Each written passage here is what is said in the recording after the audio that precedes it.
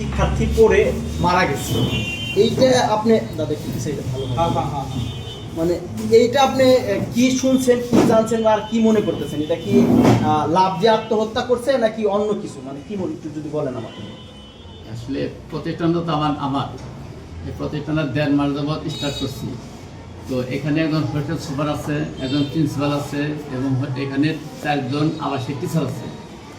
তো তারা, আমি তো রোজার দিন স্বাভাবিক ছেড়ে সরেছি, আমি থাকি তো অন্য ভবনে থাকি, এই ভবনে থাকি না।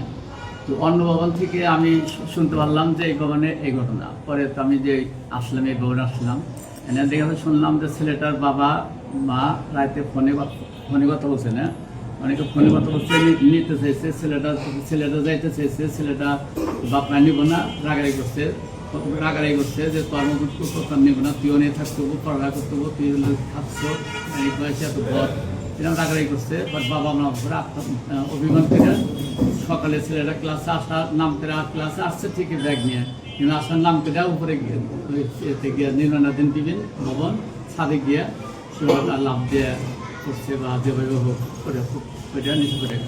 এখানে তো আপনাদের তত্ত্বাবধানে দিছে, ছেলেটা ছাদে গেল কিভাবে? যেহেতু ছাদ অনিরাপদ, খোলা ছাদ, তাহলে আপনারা কি আপনাদের দায়িত্ব পালন করেন নাই সঠিকভাবে? ক্লাসে দেওয়ার পরে ক্লাসে হয়তো প্রস্তাব করার নাম করে বা যে কোনো কিছু বললে হয়তো সে উপরে নিচে তো ব্যাগও পড়ে গেছে, ক্লাস থেকে বের হলে তো আর ব্যাগ নিয়ে যাবে না।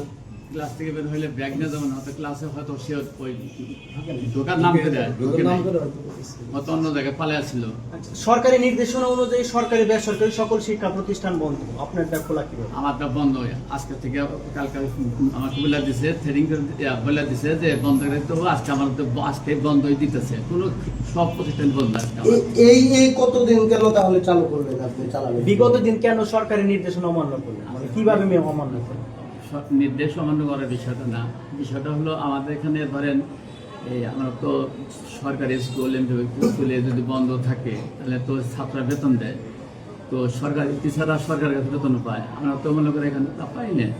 আসলে ধরেন প্রতিষ্ঠানের প্রায় 100-150 টিচার আছে আমার, এদের ছাত্র যদি আমি ওই সময় ছুড়িয়ে দিয়ে দিই, ছাত্রদের পড়ালেখার প্রতি সে বড় ক্ষতি হলো যে আমি ওই এতগুলো ছাত্র তো আমাদের বেতন দিব না, এটা প্রাইভেট প্রতিষ্ঠান, বেসরকারি প্রতিষ্ঠান, তাহলে আমি এতগুলো টিচারের কর্মচারী আয়া হওয়া দাঁড়ান বাবদ এতগুলো কারেন্ট বিল, গ্যাস বিল, পানি বিল, এতগুলো কিছু আমি এতগুলো মানুষের কীভাবে আমি বেতনটা দিব? এই জন্য আমি বলছি যে কিছুদিন এত খোলা রেখে বন্ধ। শিক্ষকদের রুম থেকে এই পাইপ বা লাঠি জাতীয় কিছু পাওয়া গেছে, স্টিল প্লাস্টিকের লাঠি পাওয়া গেছে। নির্মাণাধীন বিল্ডিংয়ে থাকতেই পারে, মানে লাঠিগুলো থাকতেই পারে, আমরা সেটা শিক্ষকদের রুমে থাকবে, শিক্ষকের রুমে থাকবে। বাচ্চারা বলছে তাদের ওইটাতে টর্চারিং করা হয় এই লাঠিগুলো দিয়ে টিচারের। গত রাত্রে একজনকে মারধর করা হয়েছে, সে ধরনের বক্তব্য দিছে, কতটুকু সত্য আপনারা জানেন? যদি এটা হয়ে থাকে, আমি তো পুরোই বলছি যে আমি প্রতিষ্ঠানের চেয়ারম্যান, আমি তো থাকি অন্য ভবনে, এই ভবনে থাকি না। এরকম কিছু আমার কানে কোনোদিন আস নাই, যদি কোনোদিন আসতো তাহলে ওই টিচারকে আমি সাথে সাথে বরখাস্ত করে দিতাম, কারণ আমার প্রতিষ্ঠানে কোনো ছাত্রকে মারধর করা, লাঠিতে আঘাত করা নিয়ম কমপ্লিটলি স্টপ, মানে ব্লক অ্যান্ড স্টপ।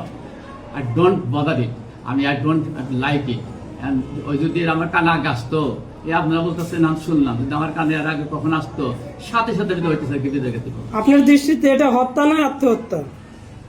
আমার দৃষ্টিতে এটা হলো, ছেলে হলো হত্যাও তো প্রশ্নই আসে না, ছেলে বাপার হাতে অভিমান করে আত্মহত্যা করছে। আচ্ছা, পুলিশ তো তাদের মতো আত্মহত্যা না দুর্ঘটনা, পালিয়ে যাওয়ার জন্য হয়তো পালিয়ে দেওয়ার জন্য চেষ্টা করছে, কিন্তু সে তো বাঁচার জন্য চেষ্টা করছে, পালিয়ে যাওয়ার বাড়িতে যাওয়ার জন্য চেষ্টা করছে আর কি। তো অনেক কথা তো আসে কানে, যে আমি শুনি নাকি কোনো একটা মেয়ের সাথে তার একটা রিলেশন আছে, যাক ওই সব কথা প্রসঙ্গটা বাদ দিলাম। হয়তো সে পালিয়ে বাড়িতে যাওয়ার চেষ্টা করছে, কিন্তু ঘটনাটা ঘটে গেছে। সবই ঠিক আছে, একটা দুর্ঘটনা ঘটছে। আপনাদের যেহেতু এটা প্রতিষ্ঠান, একটা স্টুডেন্টকে যদি চিকিৎসার জন্য হসপিটালে পাঠানো হয়, সেক্ষেত্রে কি শুধু একটা আয়া দিয়ে পাঠানো তাই বদ্ধতা হয়ে যায়, নাকি সাথে কোনো টিচার বা টিচারাই গেছে? ওই জায়গায় তো দেখলাম আমরা একদম আয়া ওনাকে না, আমি নিজেও গেছি। আচ্ছা, পুলিশ সহ মেডিকেল কলেজের গেট আর আমার বাড়ি মধ্যে দূরত্ব হলো মানে 30 ফিট রাস্তা, আমি নিজেও গেছি। আপনি পরে গিয়েছেন? আমি নাকি লাশ নিয়ে যখন গিয়েছেন? শুনবো তখনই তো যাবো। আর বাকিরা, ঘটনা তো বাকি শিক্ষকরা? এর আগে গেছিল। আচ্ছা আচ্ছা, সর্বশেষ একটা বিষয় জানি আমি, সেটা হচ্ছে পুলিশ বা গোয়েন্দা ইউনিট তাদের মধ্যে তদন্ত করবে। তো আপনি ব্যক্তিগতভাবে শিক্ষক বা অন্যান্য শিক্ষার্থীদের মাধ্যমে এই বিষয়টি তদন্ত করবেন কিনা, বা যদি কেউ অবশ্যই অবশ্যই, why not? এই যে ছাত্রদের নির্যাতনের যে বিষয়টা আসে, এই ধরনের যদি কোনো অভিযোগ আসে বা অভিযোগ থাকে বা আপনি যদি কোনো প্রমাণ পান, সেই শিক্ষককে আপনি এই প্রতিষ্ঠানে বরখাস্ত কি করবো। ব্যবস্থা নেবেন? কি ব্যবস্থা, আপনি তো কি ব্যবস্থা নেবেন? বাধা দেবো, বরখাস্ত করবো, বহিষ্কার করবো।